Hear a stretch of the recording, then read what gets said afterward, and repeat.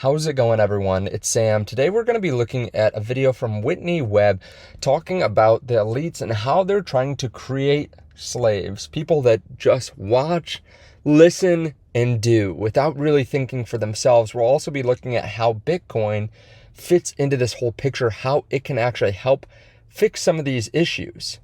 Now, I like playing Whitney Webb. I've shown a couple videos from her. If you haven't seen them already, go on my channel.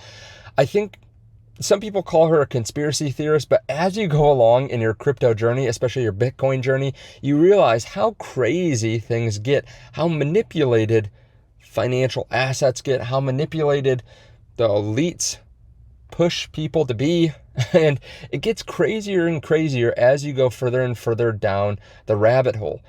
And that's why a lot of people that have had to deal with this kind of stuff in real life have turned to Bitcoin, because you actually have control over your hard-earned financial wealth, over your hard-earned economic output.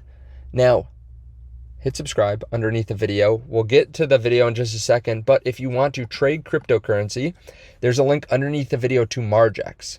There you can place longs, you can place shorts if you think the market's going to go down. You can trade all different kinds of assets with different forms of collateral, and you don't need a KYC, which is so important in today's day and age. You don't have to tell this entity who you are, so that way they don't have your personal information. You also don't need a VPN to access this. Okay, now let's get into the video. There are big things on the table that no one's talking about. And we're all focused on the little stuff they've used to divide and conquer us this whole time. And big things are happening. And basically we are being herded into a techno-feudalism, slavery. I don't know. There's a lot of different names for it going around, but it's not good. Right. And it's organized crime, running the show. At the highest levels, and also evil. And, a lot of us are sort of fed this, when we're in school and stuff, sort of this naive, I guess you could call it a fairy tale version of history where there's no corruption, everything's fine. The mob disappeared decades ago, nothing to see here, but that's not the real history of this country. Tell me, how does this involve the regular person? Why should the regular person care about this kind of corruption? In just talking about Epstein, the financial crimes, they're very significant and are just sort of a microcosm of what has basically been the looting of the American public for decades. You look at people like Catherine Austin Fitts and Mark Skidmore, who have calculated about $21 trillion of U.S. taxpayer money that's just gone missing from the House of Urban Development and the Department of Defense. Right. It's probably more than that. Where is it being... Where'd it go? Where'd it go? Yeah. Who took it? I remember. And it's still happening. And now we're having the standard of life in the U.S. being degraded. Inflation's increasing. The squeeze is on thanks to manufactured food and energy crises.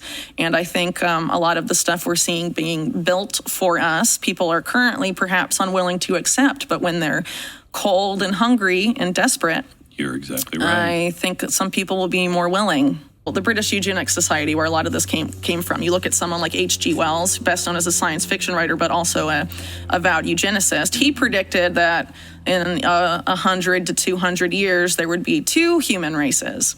There would be the upgraded, augmented elite who were intellectual and attractive and, were the ones that did everything. And then a dwarf-like, troll-like, squat underclass that eats bugs. And, for people that have been paying attention, it seems like, they're selling this as one way. It's all going to be a utopian thing if we all upgrade. I mean, that's how it's being framed, right? But if you look at how these people think, they don't want that. They're looking at feudalism and how do you create a class of slaves that cannot even cognitively rebel ever again. And, they're making it even harder on the little people in Canada that protested with the trucker protest. They were deplatformed, not from social media, but from the financial system. And I think that's going to become increasingly common. It's already happening to a lot of people that I work with, taken off of PayPal, having trouble with their banks, Venmo. I mean, And I think that's going to, become increasingly commonplace, and that's how they're going to try and force compliance. And, a big part of this, you have the move towards a central bank digital currency and all of that at the same time, which is programmable money. The state decides whether you save or you spend. They decide what you can and can't buy and all this stuff.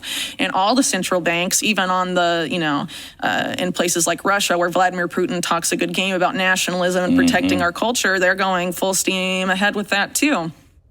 It's the way you control a population. Yeah. And I think all these governments are really interested right now in domestic control. So what does America look like at the end? China? That is the goal of a lot of people at the highest levels of Silicon Valley in our government. I like Bitcoiners because we tend to have see a lot in common about, the state of government today and the Federal Reserve, for example, central bank digital currency, and all of that. But because I'm not particularly well versed in it, I don't like to tell people how to spend their money. It's a very individual decision. Do you think it can survive?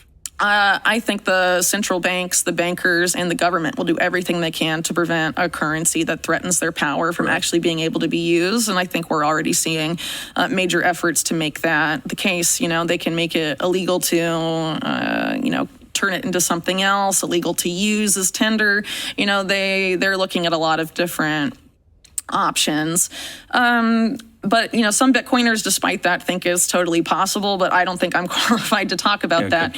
I personally have, in terms of my finances, some people donate to my work in crypto. I have a little bit of that, but, I'm personally looking at trying to put as much of my money as I can in things that will keep me and my family self-sufficient, come what may, which in my case included investing in land. So I'm not renting, I own where I live. I have enough land to produce what my family needs in terms of food, stocking up on things that I can't produce.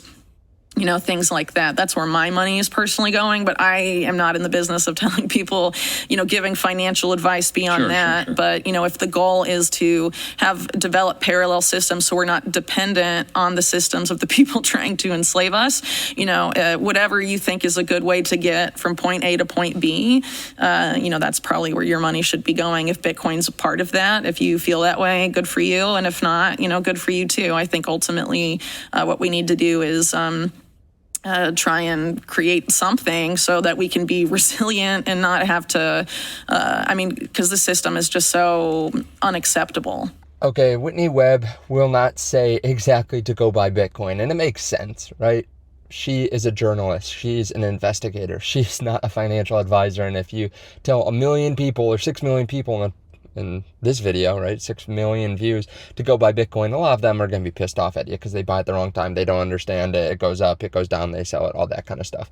She does say that she thought that the banks and the governments would try to fight Bitcoin. And I think that goes back to the common saying that first they ignore you, then they laugh at you, then they fight you, then you win. And that's where we're at right now. We have the big banks now figuring out that they can't really fight Bitcoin. They have to go buy a bunch of it. Governments doing the same thing. Russia just is talking about legalizing Bitcoin for cross-border payments. We have the U.S. presidential candidates saying that they're going to go buy or hold Bitcoin. So it is an interesting time. Let me know your thoughts on this underneath the video. If you do want to trade crypto, there's the link underneath the video to Margex and to WEEX and to CoinW and all those other platforms as well. Again, if you don't mind hitting subscribe, I appreciate that too. I'll see you in the next video. Bye.